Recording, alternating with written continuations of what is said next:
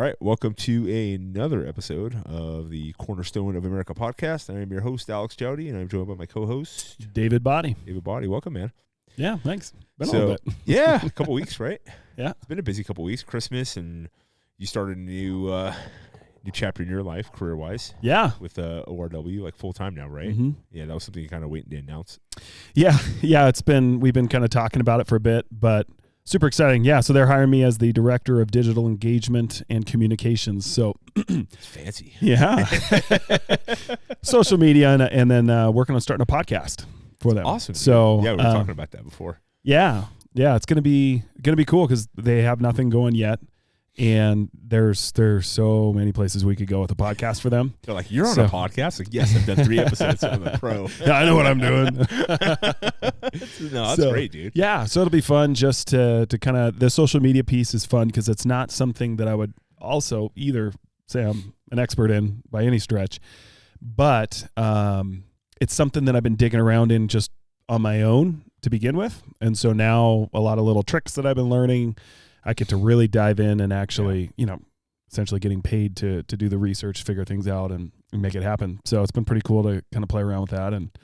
And then looking forward to starting a podcast. I think that's going to be really cool. Yeah, there's something to be said for, like, I want to do this versus, I am doing this. Mm-hmm. Do you know everything? No. But now that I am doing this and there's a avenue of growth and research and support financially from an organization that wants you to do it, right? There's all this incentive to get better at it. You have these resources, whether it's ORW or like the Iron Council or, now getting a little more comfortable doing these episodes with me here. Right. Yeah. So it's kind of like we were talking about before where it's there's that thing of like you speak something into existence is kind of woo-woo, because people like talk about right. like just positive like thinking, right. But it's not just thinking, right? It's, right. I say it and then I live it, and then if I keep doing it and then I act like this is what I'm gonna do, right? And I don't mean act like you fake it, but I mean you put yourself in that mindset and then you go pursue those things, then then it starts building momentum, and then like you get repetition, you get good at it. It's like, oh, okay, this is cool. Yeah. There's layers to that because number one, from a spiritual perspective, what you speak in the physical is reverberating in the spiritual, and so you can begin to speak words of life into what you're doing and confidence into that. Yeah. And then the other piece is, of course, it's your mindset. Everybody has different names for it, whether it's positive affirmation, you name it. But you can either sit there and say, no, I'm not going to do it because I don't know, which is absolutely true. Like, I don't fully know what I'm doing. Or you can just dive in, start doing it, and say, hey, I'm going to figure this out. And the reality is you figure it out quick when you're doing it. Yeah. I feel like... because you're in it. You're in it. You have to. Yeah. You have to figure it out. Yeah. So I think it's a great opportunity just to dive in. I mean, I love the organization. Yeah. I'm super pumped to be a full-time part of it.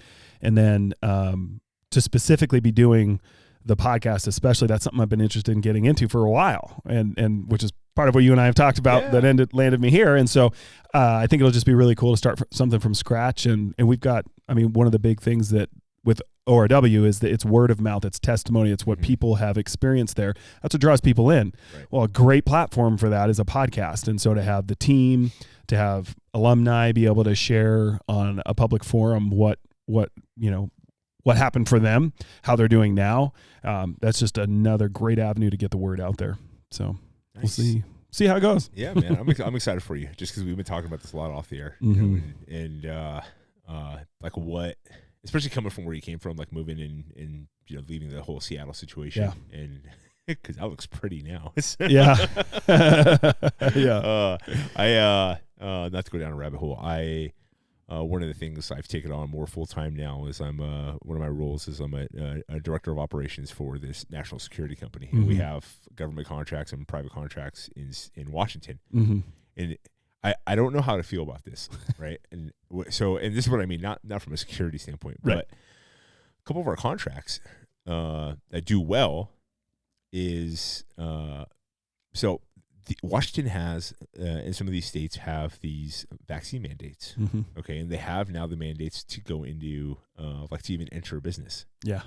Okay. So okay, Starbucks is not going to put their barista out front and say, like, do you have a vaccine card? Right. No. So the corporations are hiring like high-end security, not like first alarm, Like, dude, like they get billed. I mean, it's not cheap. So you're that guy. No, I'm not that. See, I'm in Montana. I'm here. No, but I am a consultant with this company, and some of the contracts they have is that's what they do.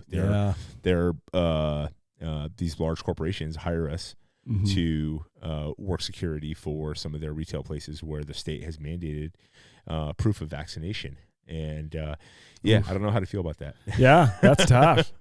That's tough. Yeah, it's kind of funny. I couldn't even go back and return my stuff.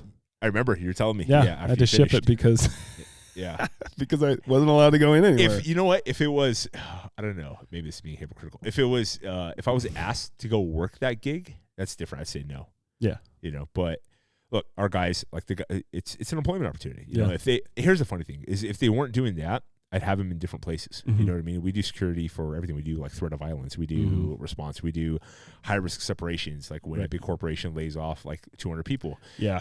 Like that wasn't Zillow. It was another real estate company online. Oh, yeah. I forgot the name. We gotta be careful so we don't get sued. Yeah.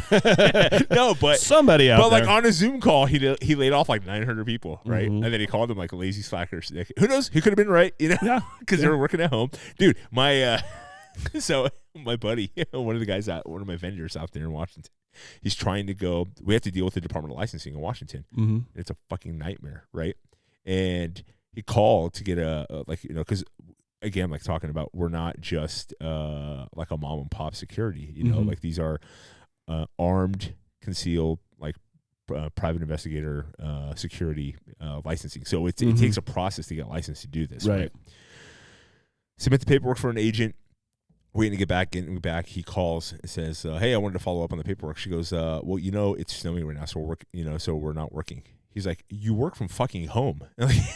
You guys aren't in the office anyway. Like, are you? Did you look out your window and go, snow day? And like, I can't log into my laptop. So, it's dude, just he was too so cold. mad. It's too cold. Oh man, yeah, it's funny. It's pretty funny. Washington versus here. It snows like 2 inches over there. And it is Armageddon. But you live there. I did too. It's there. Number one, the people don't have the vehicles there. They're not prepared for it. Number one. Number two, because it's not the way of life, and it happens like a couple times a year. Infrastructure. They have barely any snow plows, so they don't plow the roads, like the main roads. And then if you're in the Seattle area, anywhere else like that, where you have all these steep grades and hills, dude. It's just cars sliding everywhere. Oh, yeah. Everybody just stays home. Yep. Yeah. So that's been interesting the last few days. I used to be part of the snow response in Seattle, so I'd go with tree trucks, and we would just go and throw salt down on stairwells and all kinds of stuff like that. There's so many layers to that. But yeah, it's like you're pulling people from very different jobs to go do that because we don't have like infrastructure for that. The response here is so different to snow than there. But so I wanted to ask you about and kind of pick your brain a little bit about this kind of process, right? Because there's a lot of guys I talk to or have access to through various groups, whether it's being part of like the Order of Man Facebook page or Brotherhood of Fatherhood, which I'm gonna have a big announcement on that in the next couple of weeks on an event we're gonna be doing. But there's a lot. It really got amplified during the first year of COVID, but especially even though now still, where people aren't happy with what they're doing, or with some of these new mandates, they're deciding like, I'm not doing that, so you can force me out. But then they're freaking out about like what to do for a living, how to draw an income, and I think it's good from a standpoint of like it puts you in an uncomfortable position. But at the same time, if you don't have the tools or the mindset of understanding how to kind of go like leverage your skill set to build revenue, and you're like let's say you're one of the sole providers for your family, like it'd be real scary, right? Yeah, absolutely. Especially if your mindset is like go to a job, collect a paycheck, whether it's hourly or salary, and not worry about running a business, right? Right. So how's that process been for you? Because there was some heads up. It wasn't like all of a sudden like, hey, tomorrow you're out of a job. Right. So you had some planning period, but still there was a lot of uncertainty and it was short, right? Yeah. Because it went from, hey, you need to apply for an exemption. Yep. So I applied for the exemption, was approved for the exemption. Yeah. And then 3 days before the deadline, which happened to be over a weekend, I get told that they couldn't find accommodations for the exemption. So what that ends up... What does that mean? So we believe it's a religious belief, sincerely held religious belief, but there's nothing that we could have you do that could accommodate that religious belief. And so they just mass blasted everybody that had applied and received a religious exemption, the same letter, hey, sorry, there's nothing available. And even to the point of like, hey, one person, you could potentially have a bathroom emergency to somewhere in the city and run into somebody, and therefore we can't accommodate you because you could kill somebody by going to the bathroom. It's like, wow, okay. But not getting on a plane. So, so I was in an appeal process, for about a few weeks or so, to kind of, first response was, oh man, like this is a problem. Yeah. What am I going to do? And then there was sort of a calm in like, I've already been processing. And I think there's a lot of people out there right now that are doing this too. It's like, you're already tracking like, hey, I'm interested in doing something else. I'm wanting to do something else. I'm processing some of the things I could do. And so that was in a sense the kick in the pants of like, well, you better figure it out now. And so I was blessed to have the opportunity with ORW pop up pretty quickly. And then just was a process of kind of working out the details. But still, what it comes down to is, first of all, it's survival. So are you going to just sit back and say, well, I guess I don't have the skills to do whatever, so I guess I'll just, go to Home Depot? Or is it like, hey, I need to survive and I know I have at least the bare bones. No, I'm not going to have a resume that looks amazing for doing what I'm doing right now.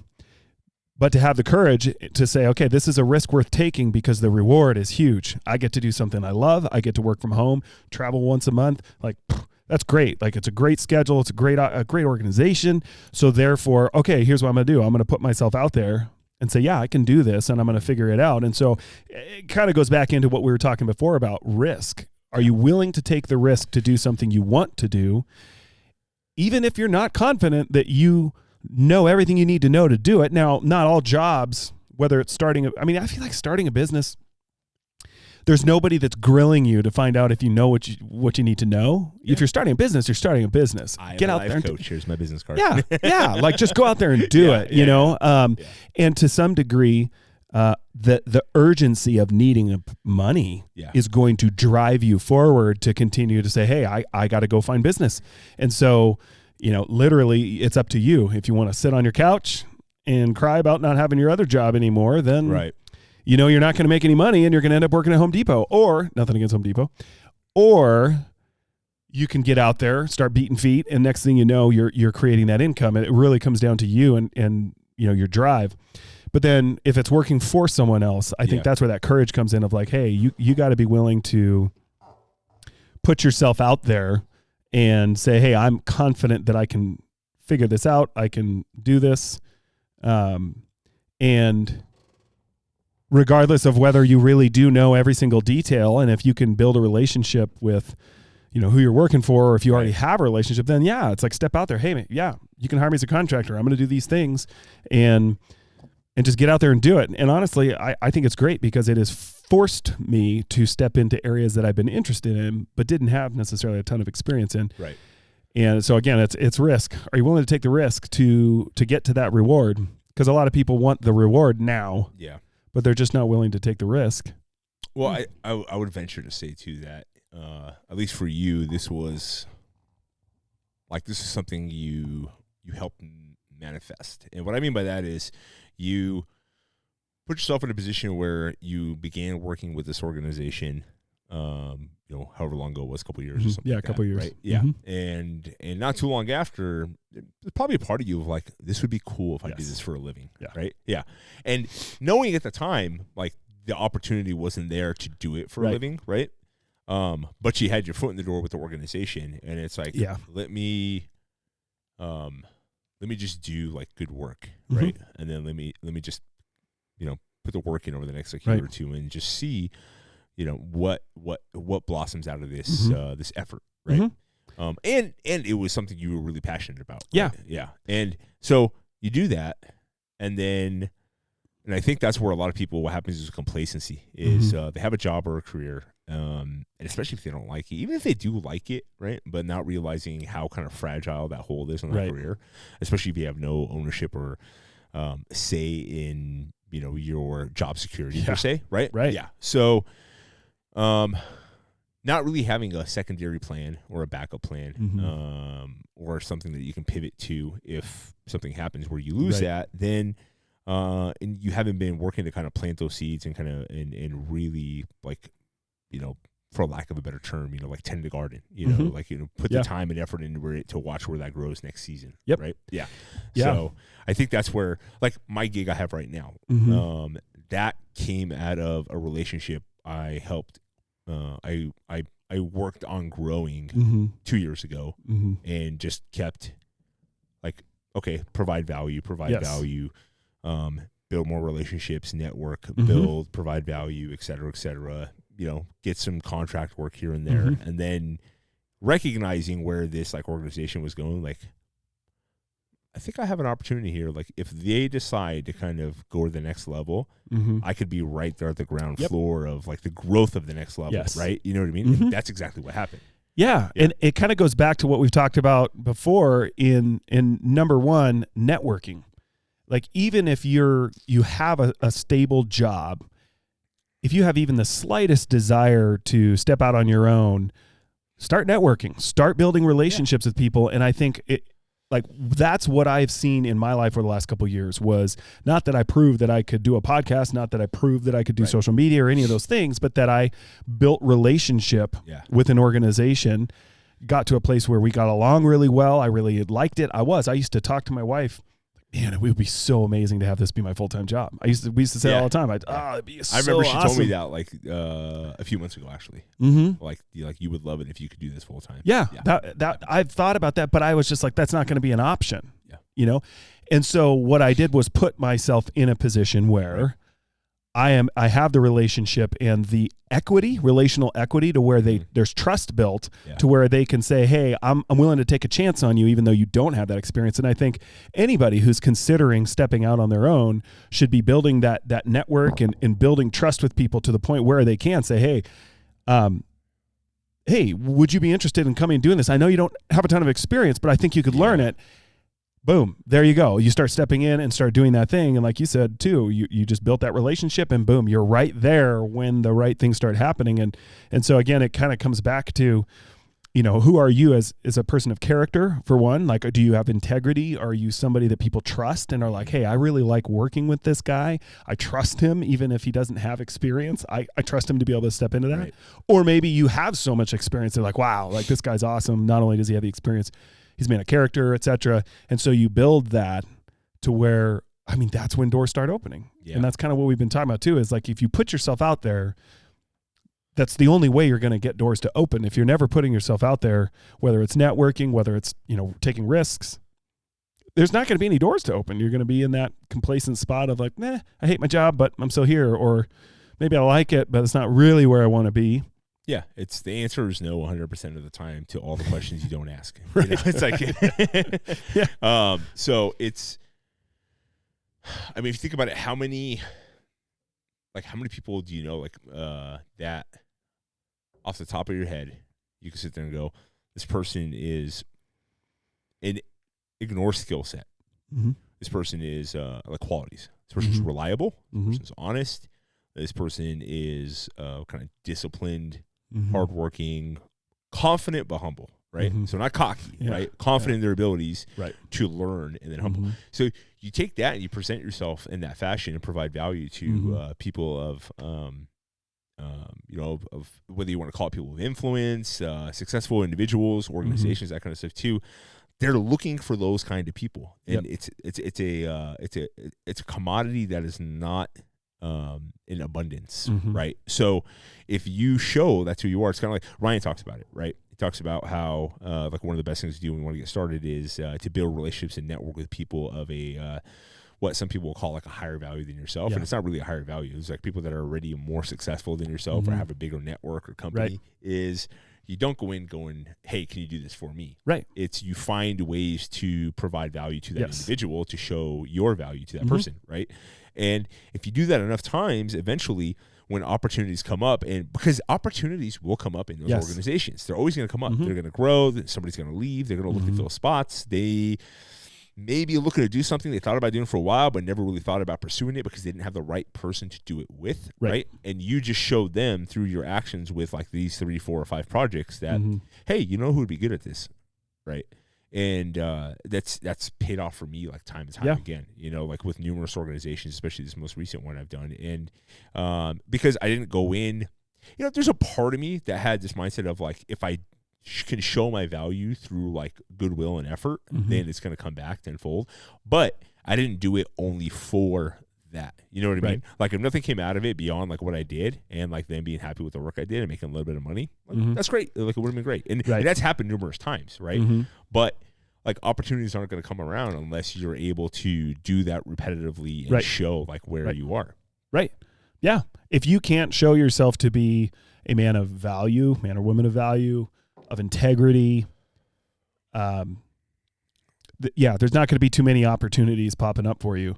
And so again, I think so often we get hung up on skill set, we get hung up on things like that, but the reality is that'll go be taught. Character, I just think character is such a huge thing.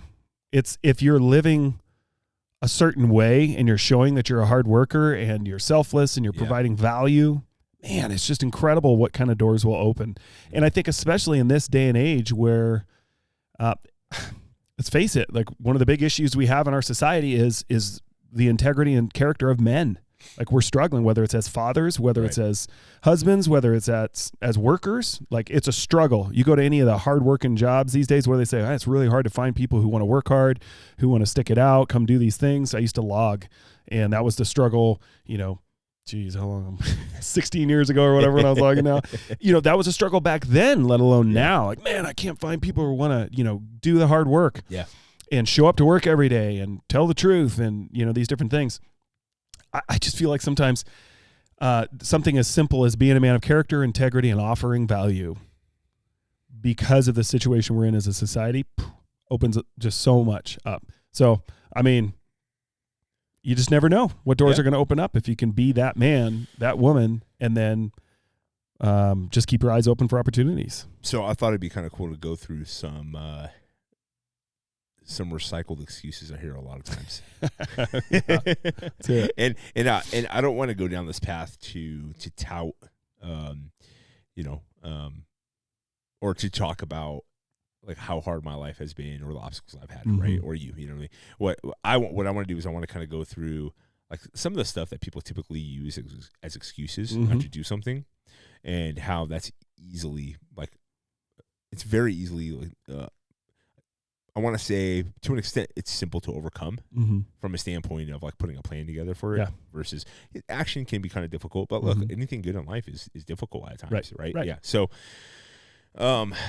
transitioning career-wise, especially into something that goes more from like a salaried position in a corporate job to something that's more on the entrepreneurial side to something where it's a lot more like self-driven and relies on yourself to, especially if it's remote work or there's a lot of remote work, then like it could easily go down the drain, you know, because, you know, 1-2 days you're not doing nothing much, not a big deal, but like a week or two go by, you know, they're going to start paying attention. Like, what are you doing? Like, yeah.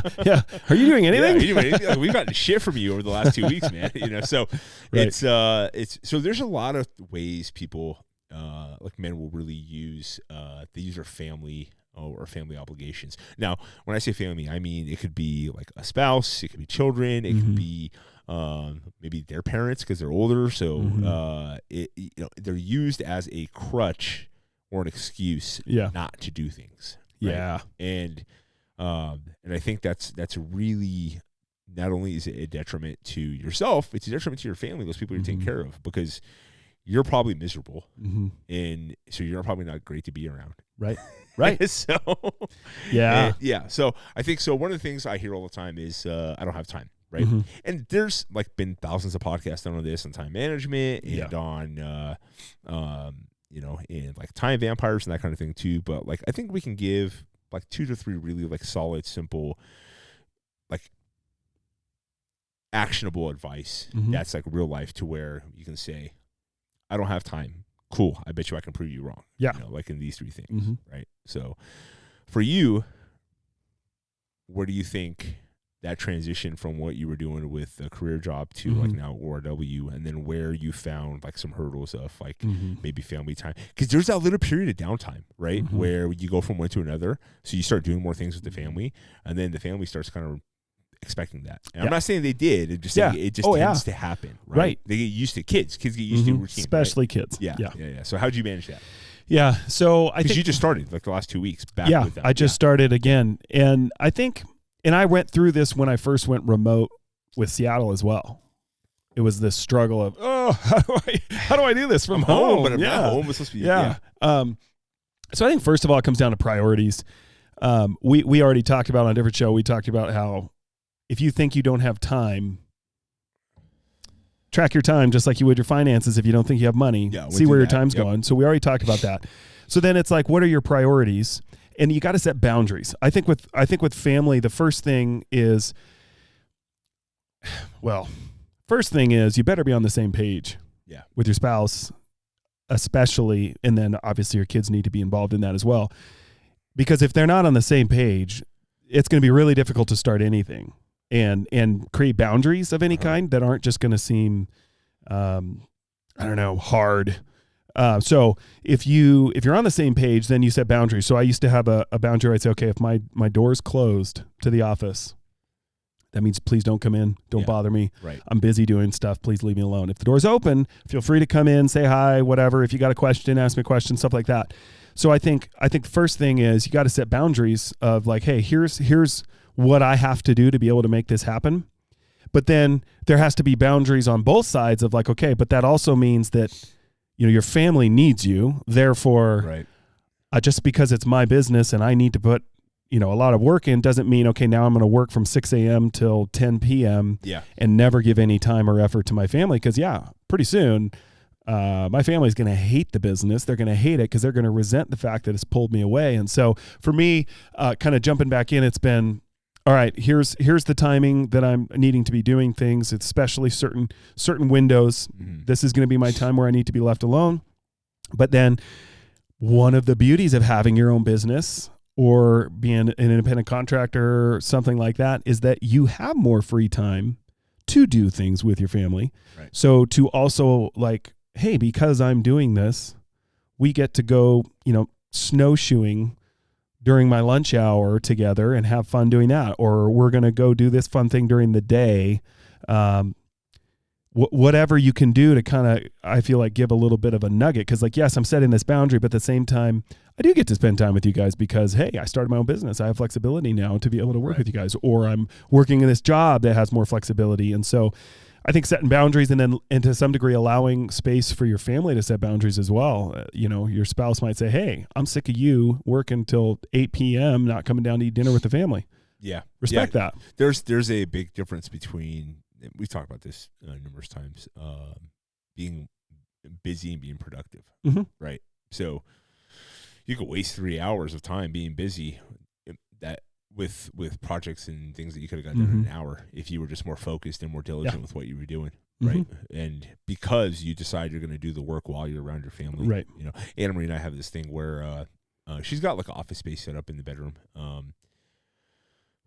but for me, this is basically my office space, right? Right. Yeah. So, and I'm doing more remote work with this director of operations position, and I'll check in and out and do some stuff. I'll pull my laptop out and I'll be at the table. And we were talking about the other day, she's like, you should just go in the garage and like on the podcast area, and that's where you're kind of, your space is for work. That way you don't get frustrated when the kids try to talk to you because they see you, it's because your laptop's open. You could be doing podcast stuff. You could be, doing work and like whatever it is. So they're just going to come up and start talking to you. Right. So, especially for us too, because we homeschool, like they're always here. Yeah. So. Yeah. It's true. Yeah. So it's finding that balance and those boundaries that you got to set too. The other one is, like the one I've noticed is the excuse of, I don't have any skills, right? I don't have a skill to start a business or anything to, offer, right? Which to me, I think is a load of shit, right? Because you have to think about it this way. If you have a job and a career or a hobby, right, that you're good at, that somebody's already paying you for, okay, well, they're paying you for a skill set that you have, okay? what you're having a hard time wrapping your head around is, how do I go from like just showing up and doing whatever it is like that I do that I get paid to do, and then letting that whole entity handle like the running of the business, the getting of clients, the payroll, like all that stuff. Right. And then how do I scale that down and then leverage it and then present myself in the same fashion? And that's where like a lot of people end up getting lost or think that there's no options to begin with. And I would see or talk to people about, oh, I got laid off and I'm screwed. Like, okay, what'd you do? Right? Like, what was your job? Right? You just, okay, I was a software engineer. Okay, I was a carpenter. I was like you name it, like whatever it was, something they did physically or something that a skill set like on a computer. Okay, yep. I'm like, dude, there's like 10 different ways you can make revenue doing that.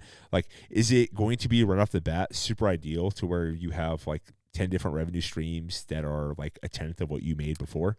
No, but to say I have zero options and I'm broke and I can do nothing is total bullshit, especially now in the digital age where you could make an account on Fiverr or any one of those job board services, new gig work, right? Yep. It's like, dude, my brother's an accountant. I'm like, dude, go start an account on Fiverr, because he's expert at this, resume writing. Right? He got really good at this, right? Yeah. Because he was in an upper level where he was interviewing people a lot. So he went through corporate training on resumes and resume writing and what you look for. But dude, you get paid $50 by somebody who will upload their resume and be like, make this pretty for me and clean it up. Yep. Yeah. Think about that. Right? Yeah. It's just doing like that's a variation of consulting. Right. You know what I mean? Right. Yeah, it's all absolutely. Yeah. Carpentry's the same thing. Go online.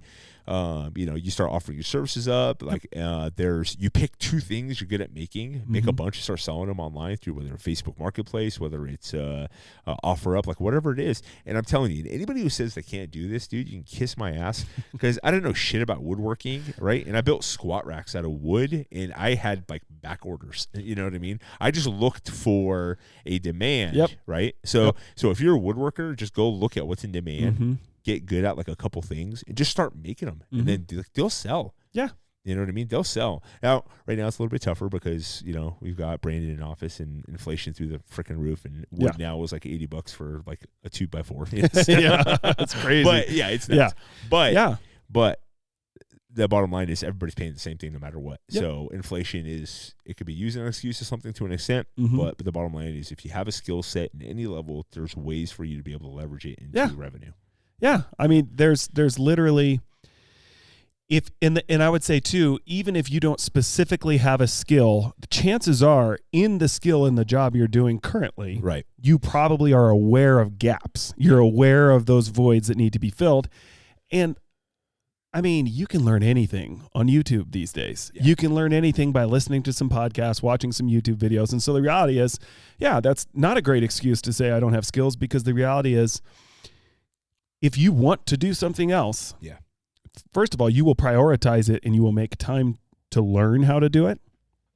And then you will learn. You will. Yeah. And then you can step out and do it. And I mean, most skills, like carpentry, that's a great example, because it's like you can do so many things, or admin skills, like book work, stuff like that. Like if you can run books for somebody, you could be chilling at home running books for all kinds of different people. I mean, there's so many skills that people do for a job, for a business, that could easily be transitioned. Yeah, it's not going to be right away, and that's why people who have a stable job right now, and they're kind of thinking about stepping out, I'm always like, just step out now. Start doing it little by little, like you're saying, like little gig jobs or something. Start building that client base, getting word of mouth out, because if you want to be more sovereign, you don't want to be at the mercy of whoever you're working for. Right. Start building that base. Start creating that client base network and stuff, to where either A, you can walk away, or B, when they say, hey, you're done, you're able to, okay, I'm good. I've got this prepared. I mean, it is scary if you go from job to no job and you have nothing built up. Like that is obviously for sure. I mean, really bad. bad. That part could be definitely like, and see, and what's cool too is like and even if you don't know a certain thing, there's a lot of successful people will say this. If you don't know how to do it, find people who are doing it and find out how they're doing it, right? Yes. So one way is, well, I don't know how to start a online like service, right, to where I can make money. Great. go to a service board like Fiverr or TaskRabbit or something like that, right? And then just start researching. Like go looking at profiles. Okay, see what they offer. See if there's anything in there where, I know how to do that. Or I'm decent at that, and I can watch some YouTube videos and take some time, and I can get really good at that, right? So, because I think what happens is people think that, well, I didn't go to this school for 4 years, or I didn't do this, or I don't have this many years of experience, so nobody's going to pay me. No, you have to understand there's levels. So there are novices looking for people who are intermediate to be like, how did you start? Right. And there are intermediate people, like say myself in podcasting, who look for mentors in how do I go from like, moderate podcast to like Uber growth. Right. Okay, well, let me go talk to the Uber growth people, right? I'm not going to go talk to somebody who's just starting a podcast on how to grow a podcast. Right. But somebody who wants to start a podcast, right?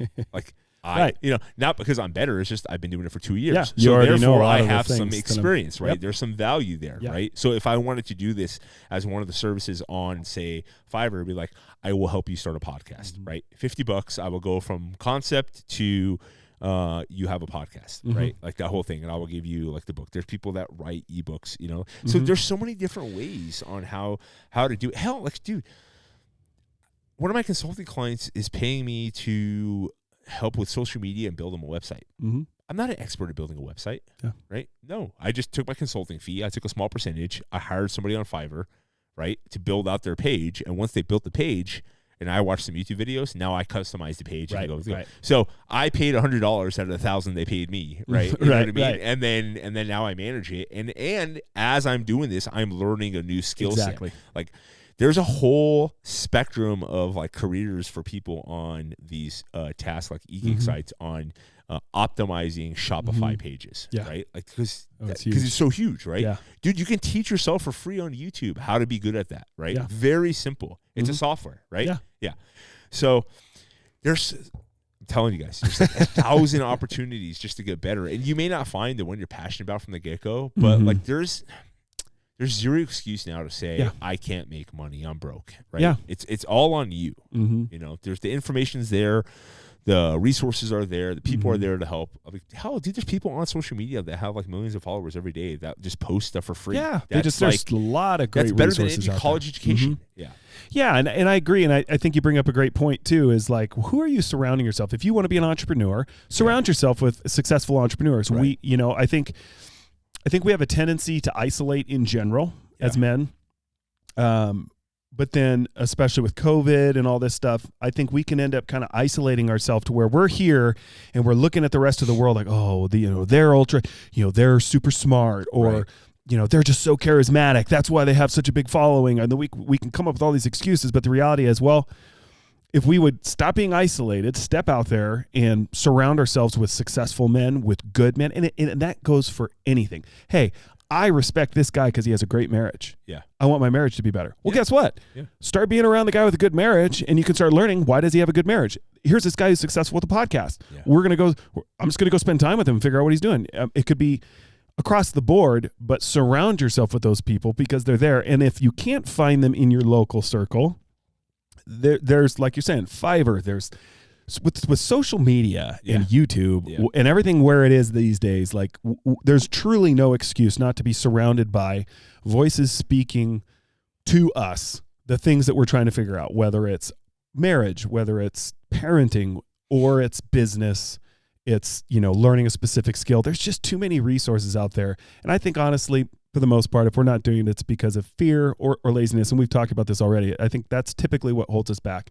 We'd rather kind of stay in our comfortable, complacent, isolated hole than step out there. And we're going to mess up. That's the other thing. You got to be willing to take that risk. Like, I am probably going to look back someday on the first podcast I was doing with Operation Restored Warrior and laugh so hard and cringe. But the reality is, like, I have to do that in order to get to something that's better. And the same thing. You probably look back at your first few and you're like, oh my gosh. I was talking to Anna Marie on the podcast we do. And one of them was,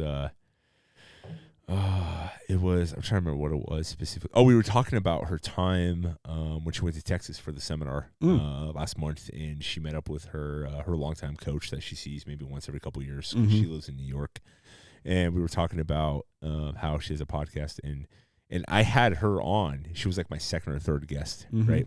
And it was funny. She goes, her and Adam, we were talking, and she goes, yeah, I remember your husband had me on. Like, and he was so excited to have me on. Then, like, he wouldn't stop talking about himself. I told her, I was like, ouch. No, it was funny. I was like, we joked about it, right? And, but it is funny to look back and be like, oh. Number one, I told Adam, I was like, that was 2 years ago. Fuck you. And number two, I was like, that was like my third episode. She goes, well, I'm like, yeah, that was like my third episode of like, record. Hi. And then like you're staring at this mic. Like, right. Everything from like the computer to the person to like all of a sudden because you hit record, like your brain goes, shit. Like what do I say? Right. Yeah. Oh, that was like these first few. I'm starting to get more comfortable now, but the first couple, I was like, it's always after. I'm like, gosh, I could have said this. I could have said that. You know, you get like it's not stage fright, but it's just there's something different about. Yeah. It's a skill, and it's grooving, like repetition, just like anything else. Like you take at it, and I joked with it, and I was laughing at it, and I'm like, and I've actually said it numerous times. Recording these episodes and then seeing like my audio and then my clients or my guests' audio, right? And then those first couple episodes, I look and go like, I have way more audio than they do. That's not good. right. That's kind of work on that. That's a very. I wanted to have conversations, right? But I also, so I would treat it, those first few episodes, I treated it like a social environment where you hang out with friends. Right. You tell a story, I tell a story, people talk, we exchange information, that kind of stuff too, versus, I want it to be informal to an extent, but I'm still looking to get more info out of my guests. So it's not about me. Also, when you put out 20, 30, 50, 70, 100 episodes and you start gaining a listening, you may be talking to somebody, that's the first time they're hearing what you're saying. But those listeners, you have to remember, you do have listeners. Those listeners have heard that story 17 times now. Right. Yeah. So, and even like the big wigs suffer from that. Like Rogan even goes like, 1,800 episodes in, like millions of downloads. Yeah. And he'll be talking to somebody he's never met before. And like before he goes into it, he goes, I know you fuckers have heard this and you're sick of me talking about it. I know you're sick of this story, but they haven't heard it. So I'm going to tell it. It's relevant to what we're talking about. Right. Yeah. So there's a level there too, but it is funny going back and listening to, I went back and listened to the first episode I did, which the first episode I did was with my wife actually. So yeah. It was hilarious just going back. And it wasn't long ago. 2019. Yeah. Yeah, 2 years ago. So, but it seems like a lifetime ago. Yeah. But number one, where we lived, the equipment I had, like we were sitting on our bed and I had a laptop and I had these lapel mics, and it sounded so echoey in our bedroom. Yeah, it was hilarious. Yeah. Yeah, but the reality is that's what you need is reps. Yeah, you gotta start. If I didn't start then, I wouldn't be I wouldn't be here now. Like if I was like, okay, I gotta wait until I get a studio to start. It's like, what? No, just get going, man.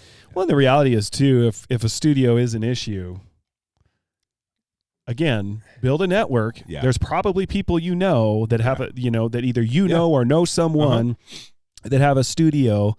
I am aware of different people in the valley here where there's people using other people's studios. Yeah, for sure. And like, again, if you don't start, build a network and start talking to people that are in that field, you would never know that. And so maybe you do need a studio. Maybe you just, for whatever reason, can't get something recorded at home. Guess what? There's probably somebody around who would charge you a tiny little fee to come use their studio, and you could learn from them. Yeah.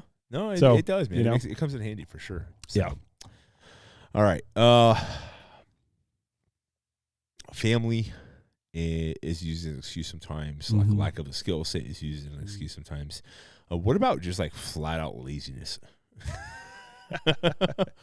I think that's something that is legit, but people don't recognize it, and then they'll just come up with a bunch of excuses and be like, "No, you're just a lazy, scared person." Yeah, and I do not mean this as an insult. I mean this as like matter of fact. I think sometimes people take traits that sound insulting and say like, and they take it personal.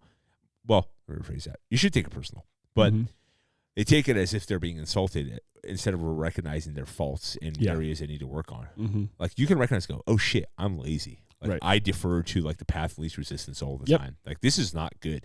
I've been told this numerous times by many people, and look where my life is right now. I am not happy with what I'm doing for a career. I'm not happy with where I am with my family, right? I put out minimal effort. Like, I wake up, I see my wife, I talk to the kids, and I take off. I make sure they have, like, if you have, like, here's an example. If you're a father and a husband, and your definition of being a good father and a good husband is you provide a roof and clothing and food, like, I'm sorry, that's like the bare minimum, bro. Yep. Like, yeah. that is the bare minimum. That is like essential, like level one. You know, like, yes, you do. Good. Yes, that's what you should be. That's a good place to start. Good place to start. Yeah. This isn't like post World War II, like coming out of the Depression, all this stuff too, where the American dream was a white picket fence, a 2-car garage, you know, a house, right? A job that paid me a salary 9 to 5, and then I could retire when I'm 65. Right. Because that was stability out of a world of chaos. Right. Right. That's great. Okay, we're past that now. It's like, now let's grow, let's innovate, let's be better, right? Yeah. Let's like pursue happiness. Like, it's in our Constitution, right? So, roof, clothing, food, good start. Okay, now what? Like, right. Yeah. Now what? You know, are you providing? Like, I look at my kids. I say this all the time. I look at my kids as my job as their father is to make them better versions of myself, right? And I don't mean I want them to be replicas. I mean, try to pass on the good things and the knowledge I have, and then also try to break the bad habits I have and how I grew up, and go like, okay, don't repeat these mistakes. Yeah. Don't do this, don't do that, right? So, and that's how you contribute to society, right? Like, you build a better society that way, right? Yeah. Like, we're looking at version 2.0, right, 3.0, right? Like, exactly. not the beta version. Yeah. You know? Yeah. So, yeah. I mean, every parent should want their kids to be better than them. That like that basic kind of idea. But yeah, it's the reality is, okay, so I'm providing financially, that's great. Yeah. And then what's next? Well, okay, how do you respond to are you taking care of their heart? Are you responding to their heart? Are you, what kind of energy and priority are you putting on and into, how their relationships are going? Like with a son, for me, like, I look and I think, okay, some of the things that I didn't know when I got married at 19 years old and was completely clueless. Like, I didn't know much about how to, say, run a checkbook and really, like, balance a budget and do all this thing. I didn't know how to fudge a checkbook. I had no idea how to do that. Yeah. And a lot of that was my dad was super busy. Yeah. And so we just didn't have the time. And I mean, again, like, there's an excuse. I don't say that to put him down. I say, as a father, I could easily say, well, I don't have time to invite my son into A, B, or C. And I would say that that's an ongoing struggle for me, is like, how do I include him in man things? Yeah. How do I bring him along? Because he's going to learn. You think about how it used to be. Sons went along with their dads and learned their dad's trade. Yeah. They learned these things by being around their dad. And so, again, it comes back to, like, are we engaging in their lives and inviting them up into manhood or womanhood, or however, and a father, the crucial as well with their daughters. Right. Am I showing my daughters how they should be treated by boys? Am I going out? You're the example. Right. Like, you're the male example. Am I just providing and being a jerk outside of that? How you treat well, guess their what? mom. Yeah. And how I treat their mom. Like, there's so many layers there of how am I showing up for my kids that is so much beyond that. And so that's the thing. We could choose the path of least resistance, because let's face it, engaging anything other than the financial piece is kind of scary sometimes. Yeah. And it's also something where it's going to require selflessness. It's going to require humility, to listen to somebody potentially tell you what you're doing wrong on a regular basis. And obviously there's a fine line there too of, like, balancing the communication there. But I mean, with Operation Restored Warrior, we have guys come in that I mean, tons of combat deployments, beasts, and yet they are terrified of sitting down on a couch with their wife, right, and just being like, "Hey, what's wrong?" Yeah, Oh yeah, like they're terrified of that, and so there's so much more beyond that you have to engage in, and I think the laziness piece. First of all, you have to be surrounded by people to call you out. Nobody can train that out of you. No, you have to decide that. You have to make that decision. Learned that through my my 20 years as a personal trainer, gym owner. Yeah, I think fitness is a great example. Successful clients through consulting, through family. Like dude, like you cannot, no matter what you do, like you can actually show people and like shove it in their face. Like, look, like you're gonna die if you do this, or like your life is gonna be shit. Like all you have to do is these 3 things, and then, like your life will vastly improve. And unless they choose to do it, they're just gonna constantly keep repeating these same mistakes because of like what they choose. So here's what I want to do. I think this will be cool for the next episode. Is put this out there. So David and I'll post this on our social media. Right? Is I want our next episode to be, we're gonna take 3 cases.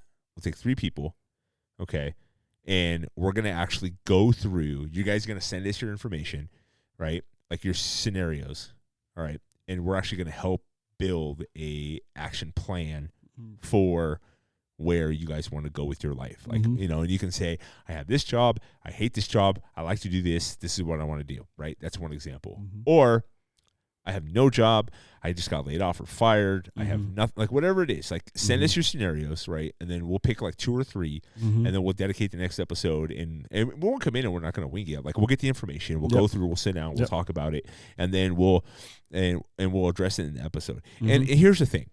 Some people might be saying like, well, who the hell are you to tell people what their lives, right? Like, look, all I know is like, at 42 years old, I realized like what I'm good at and what I'm improving on, and what I'm good at is bringing order to chaos and recognizing opportunities where other people see shit. So I know I'm good at that. It's how I think. It's my mindset.